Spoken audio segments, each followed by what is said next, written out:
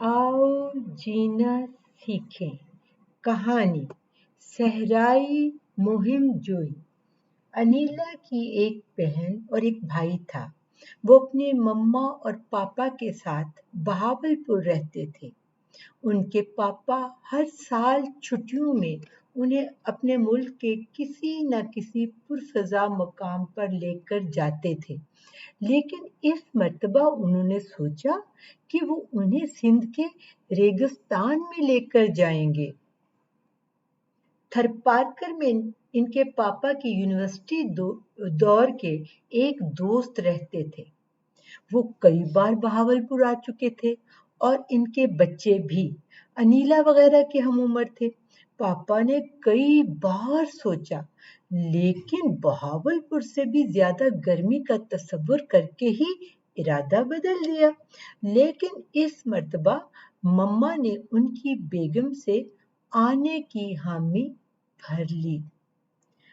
उन्होंने सोचा ज्यादा गर्मी की वजह से वो लोग 2 दिन से ज्यादा थरपारकर में नहीं रह सकेंगे और वापस आने के बाद 2-3 दिन के लिए मरी चले जाएंगे। लिहाजा पापा ने मम्मा से कहा कि ज्यादा सामान न रखना। अनीला, फरहान और ज़ैनब ने भी अपने सफरी बैग तैयार कर लिए। उन्होंने अपनी लूडो और करोड़पति गेम भी रख ली।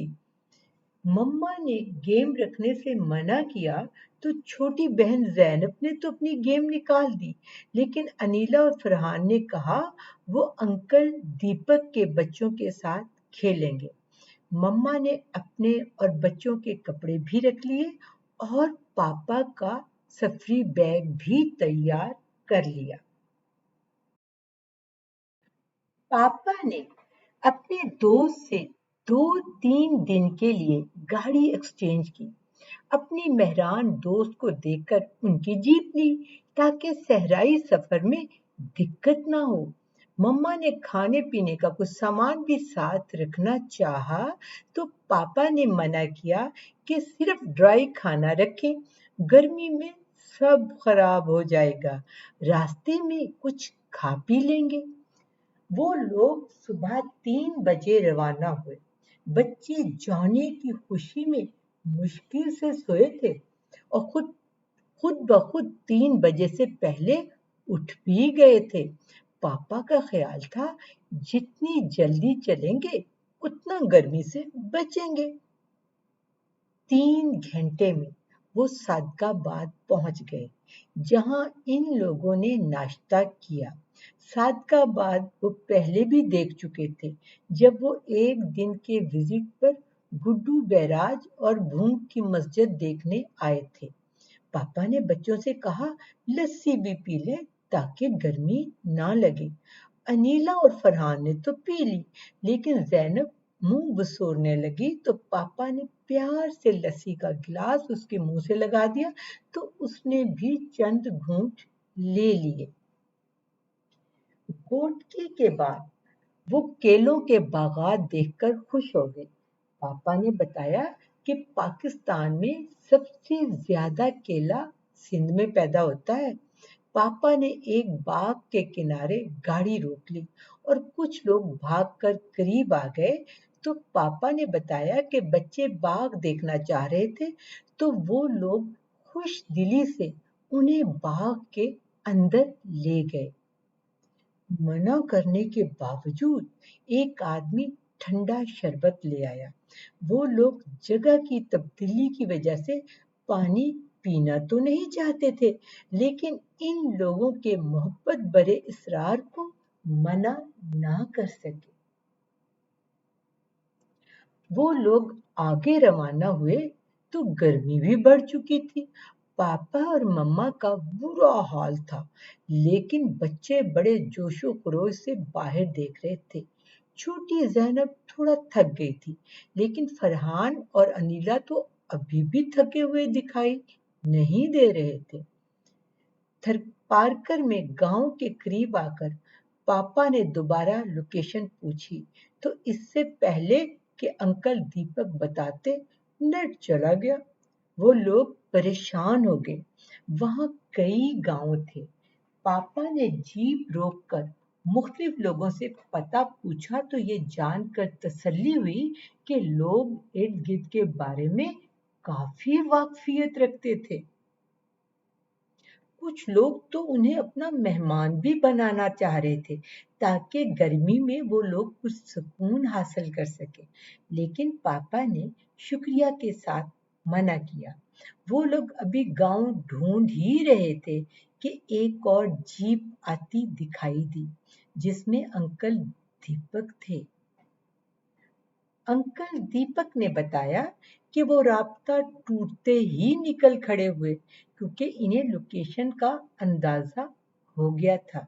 इनकी जीप अंकल दीपक की जीप के पीछे पीछे रवाना हुई और जल्द ही वो अंकल दीपक के घर पहुंच गए, जहां आंटी अपने बच्चों कुंदन और माया के साथ उनकी मुंतजर थीं।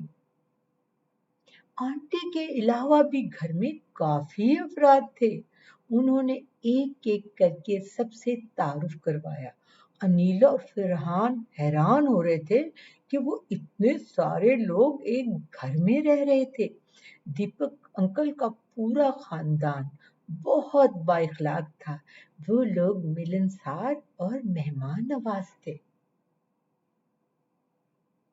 फरहान और अनीला को कुंदन और माया अपने चचा के पोर्शन में ले गए, जहां बहुत सारे बच्चे आंख मचोली खेल रहे थे। कुंदन ने चच्ची को बताया कि ये अंकल सलीम के बच्चे हैं, तो वो खुश होकर बोली, वही सलीम जो पंजाब यूनिवर्सिटी में दीपक दीपक का हमजमात और रूममेट भी था। बच्चे बाकी बच्चों के साथ मिलकर खेलने लगे।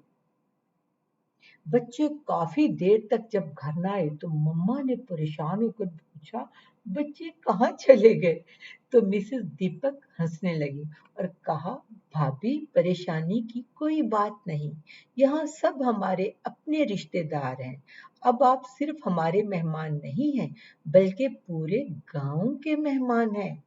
मिसेस सलीम और बच्चों के लिए एक बिल्कुल नया तजर्बा था।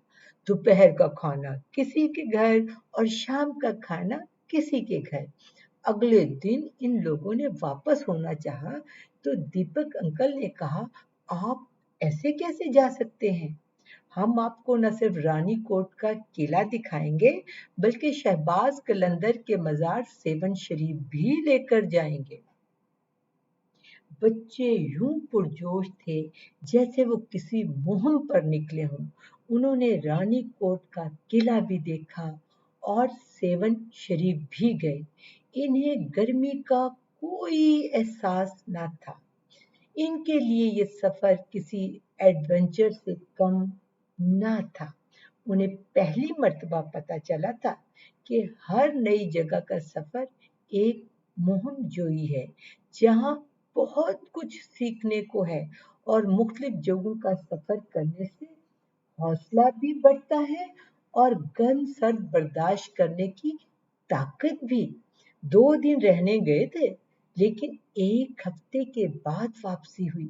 वो बहुत सी मोहब्बतों के साथ साथ हौसला और बर्दाश्त का सबक भी तोहफे में लाए, जो इनकी आइंदा जिंदगी को रोशन और खूबसूरत बनाने में अहम किरदार अदा करने वाला था। आप लोगों की तवज्जो का बहुत शुक्रिया।